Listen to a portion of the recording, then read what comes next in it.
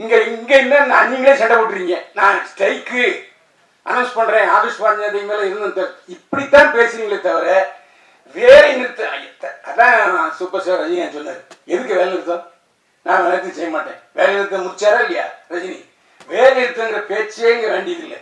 நாங்க வைத்தவே இல்லை. நீங்க இப்ப கூட ரஜினி சொன்னாரு, நான் 35 லட்சம் ரூபா சம்பளம் வாங்கிட்டு இருந்தேன். பிரியா படத்துக்கு தயாரிப்பாளர் கதையோசனை எடுத்த பஞ்சரசல் தான் சொன்னாரு, யோ எங்கயா நீ உனக்கு கவர்னர் ஏன் நீ 35 வாங்கிட்டு இருக்க? 1,10,000 சம்பளையா? அவர் வாங்கிட்டு இருந்தது 35,000 வாங்கிட்டு இருந்திருக்காரு. 1 லட்சம் ரூபா கொடுத்தாரு முதல்ல பிரியா. இது ரஜினிகாந்தே சொல்றாரு. அப்போ நீங்க தான் சம்பளத்தை ஏத்துறீங்க.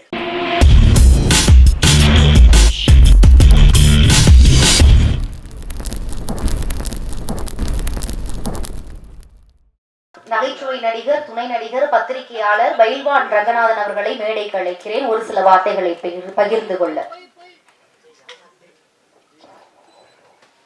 முக்கியமான விஷயம், 2 இயக்குநர்கள் பேசினாங்க. 2 பேருமே சில விஷயங்கள் தெரியல. ஏன்னா பத்திரிகைக்காரங்கிறதுனால நான் ஒரு விஷயத்தை சொல்றேன். இதே பக்கத்தில் இருக்க கமலா தியேட்டர்ல 100 ரூபாய்க்கு டிக்கெட் போடுறாங்க. ஒரு நாள் பூரா போடுறாங்க. காசி தியேட்டர்ல ஒரு நாளைக்கு 100 ரூபாய்க்கு டிக்கெட் போடுறாங்க. புதன்கிழமை அங்கே போடுறாங்க, இங்கே அதே புதன்கிழமை போடுறாங்க. இது வாரம் பூரா போடுறதுக்கு என்ன கேடு? அங்கே சிஎஸ்டி இல்லையா? ஸோ தெரிந்து கொள்ளுங்கள். இந்த மாதிரி 2 திரையங்கம் ஒன்று வந்திருக்கு. உட்காந்து பேசுங்க. எதுக்கு புரோக்கர்கள் நம்புறீங்க? இது ஒரு கேள்வி. இன்னொரு கேள்வி, அவர் சொல்றதுக்கு பயந்தாரு. நான் சொல்றதுக்கு பயப்பட மாட்டேன். சன் பிக்சர்ஸ், ரெட் ஜெயண்ட் 2 தான் பெரிய படங்களை அப்புறம் வாங்குது. தயாரிப்பாளர்கள், இயக்குநர்கள் போய் உட்காருங்க, 2 பேரையும் கூப்பிடுங்க. என்ன பிரச்சனை சொல்லுங்க. உங்க படத்தெல்லாம் நீங்க 100 ரூபாய்க்கு டிக்கெட் போடுறோம், பேசுங்க. இதே செய்ய மாட்டீங்க. அதான் என்னுடைய கோரிக்கை. அதுக்காக அந்த கூட்டத்துக்கு துணை முதல்வரையும் கூப்பிடுங்க. இங்கேயும் துணை முதல்வர் இருக்காரு, அங்கே தெலுங்கானாலையும் பவன் கல்யாண் இருக்காரு. ஒரே நேரத்தில் 2 பேர் திரையுலகத்திலிருந்து துணை முதல்வர் இருக்காங்க. அவரும் நம்ம வெட்டு பிள்ளை தான். யாரு? மாண்புமிகு உதயநிதி ஸ்டாலின். துணை முதல்வரையும் கூப்பிட்டுங்க, ரெஜினேட்டையும் கூப்பிடுங்க, சன் பிக்சர்ஸையும் கூப்பிடுங்க, இயக்குநரையும் கூப்பிடுங்க, தயாரிப்பாளையும் கூப்பிடுங்க. உட்கார்ந்து பேசுங்க. ஒரு 3 நாள்ல தீர்வு வருதா இல்லையான்னு பாருங்க. 3 நாள்ல தீர்வு வந்துடும். இங்க என்ன நீங்களே சண்டை போட்டுறீங்க. நான் ஸ்ட்ரைக்கு அனௌன்ஸ் பண்றேன், ஆபீஸ் பண்ணது மேல இருந்து இப்படித்தான் பேசுறீங்களே தவிர வேலை நிறுத்த. அதான் சூப்பர் ஸ்டார் ரஜினி சொன்னார், எதுக்கு வேலை நிறுத்தம்? நான் வேலை செய்ய மாட்டேன். வேலை நிறுத்தம் முடிச்சாரா இல்லையா ரஜினி? வேலை நிறுத்தங்கிற பேச்சே இங்க வேண்டியது இல்லை. படம் எடுக்க எல்லாரும் ரெடியா இருக்காங்க. நீங்க பேச்சுவார்த்தைக்கு தயாரா? என்னுடைய கேள்வி. ஏன்னா நீங்கள்லாம் மேலோட்டமாக பேசுறீங்க. நான் டிஸ்ட்ரிபியூட்டர்ஸ்ட்ட பேசுறேன், தியேட்டருக்காரன்கிட்ட பேசுறேன், தயாரிப்பாளர்கிட்ட பேசுறேன், நடிகர்கிட்டையும் பேசுறேன். நடிகர்களாக சம்பளத்தை வைக்கிறாங்க, நீங்க தானே சம்பளத்தை வைக்கிறீங்க. நான் பல நடிகர்கிட்ட பேசிட்டேன். நாங்க வைத்தவே இல்லை. நீங்க இப்ப கூட ரசிகன் சொன்னாரு, நான் 35 லட்சம் ரூபா சம்பளம் வாங்கிட்டு இருந்தேன். பிரியா படத்துக்கு தயாரிப்பாளர் கதையோசனை எடுத்த பஞ்சரசல் தான் சொன்னாரு, யோ எங்கயா நீ உனக்கு கவர்னர் ஏன் நீ 35 வாங்கிட்டு இருக்க? 1,10,000 சம்பளையா? அவர் வாங்கிட்டு இருந்தது 35,000 வாங்கிட்டு இருந்திருக்காரு. 1 லட்சம் ரூபா கொடுத்தாரு முதல்ல பிரியா. இது ரஜினிகாந்தே சொல்றாரு. அப்போ நீங்க தான் சம்பளத்தை ஏத்துறீங்க. போட்டி போட்டு 4 பேர் போறீங்க, ஏத்துறாங்க. டிமாண்ட் இருக்கும்போது விற்கதானே செய்வாங்க. அதுக்கே நடிகர்களை குறை சொல்றீங்க. இந்த 2 பேர் சிம்புவும் தனுஷும் பேச்சிய வார்த்தைக்கு படம் தேடிக்கிறாங்களா இல்லையா? எந்த பிரச்சனையும் பேச்சுவார்த்தையெல்லாம் தீர்க்க முடியுமா தவிர இதுல இருந்து நான் ஸ்ட்ரைக் பண்ண போறேன், அது முன்ன போறேன்னு சொன்னா சொல்லாதீங்க. இன்னொன்னு, யூடியூபர்கள் இந்த காலத்துலையும் என்ன பொறுத்த வரைக்கும் நான் உண்மையை தான் பேசுவேன். நல்லா இருக்கு, நல்லா இருக்கு, நல்லா இல்லை, தியேட்டருக்கு போகாதேன்னு சொல்லியிருக்கேன். எந்த யூடியூபர் சமாளிச்சு விமர்சனம் பண்றாங்க? எப்ப இந்த யூடியூபர் சமாளிச்சு நல்ல படம், நல்லா இல்லாத படத்துக்கு யாருக்காவது நல்லா இருக்குன்னு சொல்லிருக்கீங்களா? அந்த குற்றச்சாட்டை வாபஸ் வாங்கிங்க.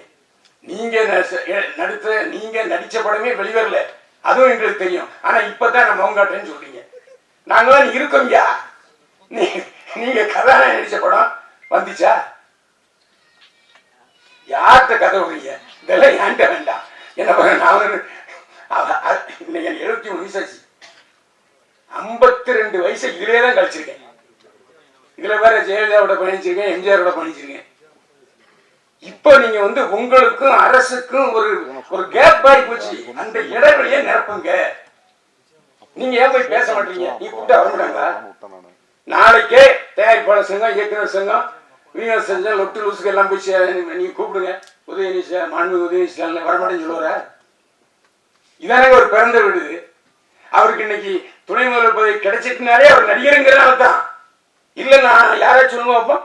எல்லா அவருடைய தேர்தல் 2 தேர்தலையும் அவர் தான் தனியாளா போய் திமுக பிரச்சாரம் பண்ணார். அதனாலதான் அவருக்கு இந்த பதவி. இன்னைக்கும் உதயநிதி ஸ்டாலின் மக்களுக்கு தெரியுது, துணை முதல்வராக தெரியாது, நடிகராக தான் தெரியும். அந்த அளவுக்கு தாய் விடுறது. நீங்க பேசுறது கூச்சப்படுறீங்க. நடக்கும் தயாரிப்பாளர் சங்கம், கில்டு, லொட்டு லொசுக்கு இதெல்லாம் வேண்டாம். எல்லாரும் ஒருங்கிணைத்து ஒரே குரலா நான் சொன்னது கமலா தியேட்டர்லையும் காசி தியேட்டர்லையும் 100 ரூபா டிக்கெட்டு அன்னைக்கு ஃபுல் ஆகுது. 4 ஷோ போடுறாங்க, 4 ஷோ ஃபுல் ஆகுது. அப்ப என்ன அர்த்தம்? ஒரு 2 தியேட்டருக்காரங்க லீட் எடுத்து செய்யறாங்க இல்லையா? அதே மாதிரி 100 ரூபாங்கிற 150 ரூபா. எம்ஜிஆர் நான் அடிக்கடி சொல்றேன்.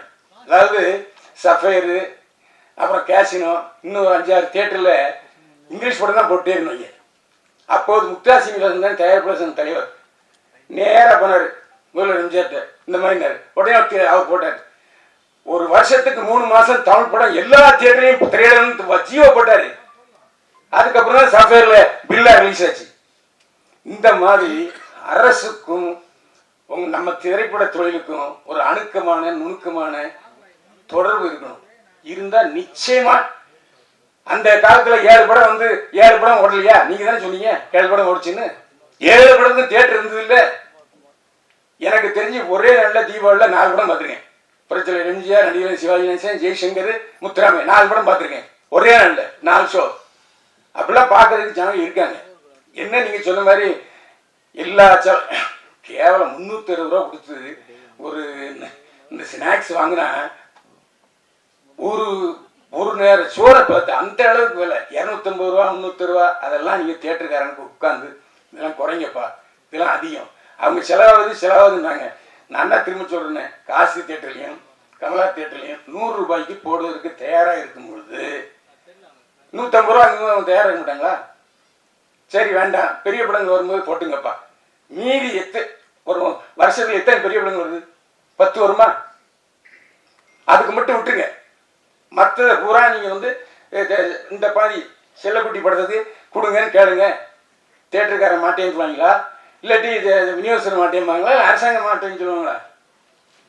அதுவும் ஜிஎஸ்டி இருக்கு இல்லையா? 100 ரூபா டிக்கெட்ல ஜிஎஸ்டி இருக்கு, இல்லாம இல்ல. ரேஷியோ குறைவு, அவ்வளவுதான்.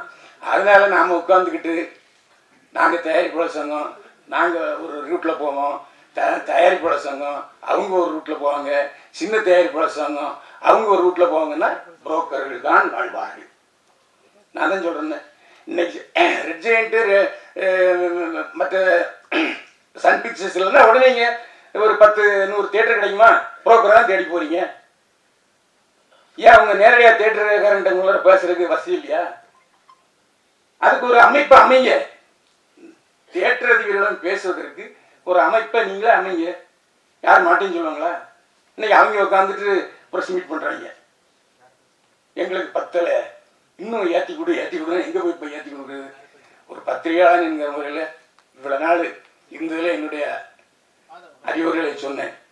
ஏன்னா என்ன காரணம்னா சில விஷயங்கள் தெரியாம இருக்காங்க. இந்த பேரரசுக்கும் சரி உதயகுமாருக்கும் சரி, இந்த நான் இப்போ 2 தியேட்டர்ல 100 ரூபாய்க்கு போடுறது தெரியுமான்னா தெரியாது. அதுக்கு தான் பத்திரிகையாளன் தேவை. ஏன்னா எல்லா இடத்துலையும் மேயர் வந்து யாருன்னா பத்திரிகையாளன் தான். ஆனா நீங்க என்னன்னா யூடியூப்காரங்க நல்லா இல்லாத படத்துக்கு கூட நல்லா இருக்குன்னு சொன்னான்னு சொல்றீங்க. அது நல்லது தானே இது? எப்ப நான் ஒருத்தன் இருக்கேன், ஒரு படத்தை கிளி தொங்க விட்டுருவேன். இன்னும் ஒரு 4 பேர் போயிருக்காங்க, பார்த்தோடனே அண்ணே வணக்கண்ணே பார்த்துனே அப்படிம்பாங்க. அப்படிப்பட்ட சூழ்நிலை யூடியூபர்கள் இன்னைக்கு எல்லா படத்தையும் பாராட்டி எழுதுறாங்கன்னா உற்சாகப்படுத்துங்க. நீ ஏன் நல்ல இல்லாத படத்துக்கு இல்லை ஒரு இடம் பார்க்கலாம்னு சொல்லிட்டு அந்த விமர்சனத்தை வைக்காதீங்க. தயவு செஞ்சு பத்திரிகைக்காரங்க எல்லாருக்கும் தெரியும் எப்படி விமர்சனம் எழுதுறது, எப்படி விளம்பரம் வாங்குறது, எப்படி ப்ராஜெக்ட் பண்ணுறதுன்னு தெரியும். அதனால் நீங்கள் தயவு செஞ்சு உங்கள் சினிமாவில் நல்ல படம் எடுங்க. ஓடுற படம் ஓடாத படம் 2 தானே. இன்னைக்கு ஓடிடிங்கிற ஒரு தளம் இருக்குது. அந்த ஓடிடி தளத்தில் பேசுங்க. ஓடிடி தளம் 4 தளம் இருக்கு இல்லையா? அவங்கள்ட்ட பேசுங்க. முன்னாலேயாச்சும் சென்னை தமிழ்நாடு ரிலீஸு இல்லைன்னா சிலோன் ரிலீஸ், சிலோன் தான் விற்பனை, அவ்வளோ விற்பனை. எம்ஜிஆர் படம் சிவாஜி படம் சிலோன் தான் 100 நாள் ஓடும். ஓடிடி தலை இப்போ திடீர்னு ஸ்ட்ரைக் பண்ணுறான், மாட்டேங்கிறான், அவன் சிவப்பு கொடி காமிச்சிட்டான். ஸோ அவங்கள கூப்பிட்டு உட்கார வச்சு என்ன அவங்க பிரச்சனை, சின்ன படங்கள் வாங்குங்க, பேசுங்க, அதுதான் உங்களுக்கு நன்மையை போய்க்கும். வியாபார ஸ்தலங்கள் இப்போ சினிமா தியேட்டரில் ஒரு வாரம், இப்போ எதுக்கு சினிமா தியேட்டரில் வந்து திடீர்னு 3 நாள் சக்ஸஸ் மீட் வைக்கிறாங்க தெரியுமா? ஓடுற படத்துக்கும் சரி ஓடாத படத்துக்கும் சரி 3 நாள் சக்ஸஸ் மீட். என்ன காரணம்னா ஓடிடி பிரச்சனை இருக்கு. ஓடிடியில் அந்த தளத்தில் இந்த சக்ஸஸ் மீட் வச்சா தான் நிறைய பப்ளிசிட்டி ஆகுதுங்கிறதுனால தான். இதெல்லாம் தயவு செஞ்சு நீங்கள் அதை யோசிங்க, யோசித்து முடிவெடுங்க. நன்றி, வணக்கம்.